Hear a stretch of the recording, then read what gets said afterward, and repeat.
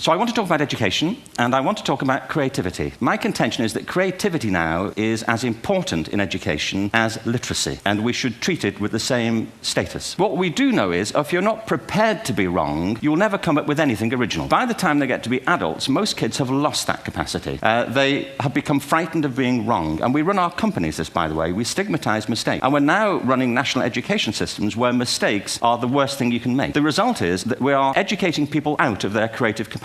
Picasso once said this. He said that all children are born artists. The problem is to remain an artist as we grow up. I believe this passionately, that we don't grow into creativity, we grow out of it. Or rather, we get educated out of it. Every education system on Earth has the same hierarchy of subjects. At the top are mathematics and languages, then the humanities, and at the bottom are the arts. And in pretty much every system too, there's a hierarchy within the arts. Art and music are normally given a higher status in schools than drama and dance. There isn't an education system on the planet that teaches dance every day to children the way we teach them mathematics. Why not? I think this is rather important. I think maths is very important, but so is dance. Truthfully, what happens is, as children grow up, we start to educate them progressively from the waist up, and then we focus on their heads. If you were to visit education as an alien and say, what's it for, public education, I think you'd have to conclude the whole purpose of public education throughout the world is to produce university professors. We shouldn't hold them up as the high watermark of all human achievement. They're just a form of life. They live in their heads, and slightly to one side. Our education system is predicated on the idea of academic ability, and there's a reason. The whole system was invented around the world. There were no public systems of education really before the 19th century. They all came into being to meet the needs of industrialism. So the hierarchy is rooted on two ideas. Number one, that the most useful subjects for work are at the top. So you were probably steered benignly away from things at school when you were a kid, things you like, on the ground you would never get a job doing that. Don't do music, you're not going to be a musician. Don't do art, you won't be an artist. Benign advice, now profoundly mistaken. And the second is academic ability, which has really come to dominate our view of intelligence because the universities designed the system in their image. If you think of it, the whole system of public education around the world is a protracted process of university entrance. And the consequence is that many highly talented, brilliant, creative people think they're not, because the thing they were good at school wasn't valued or was actually stigmatized. And I think we can't afford to go on that way. In the next 30 years, according to UNESCO, more people worldwide will be graduating through education than since the beginning of history. Suddenly, degrees aren't worth anything. When I was a student, if you had a degree, you had a job. If you didn't have a job, it's because you didn't want one. But now, kids with degrees are often heading home to carry on playing video games because you need an MA, where the previous job required a BA, and now you need a PhD for the other. And it indicates the whole structure of education is shifting beneath our feet. We need to radically rethink our view of intelligence. We know three things about intelligence. One, it's diverse. We think about the world in all the ways that we experience it. We think visually, we think in sound, we think kinesthetically, we think in abstract terms, we think in movement. Secondly, intelligence is dynamic. If you look at the interactions of a human brain, intelligence is wonderfully interactive. The brain isn't divided into compartments. In fact,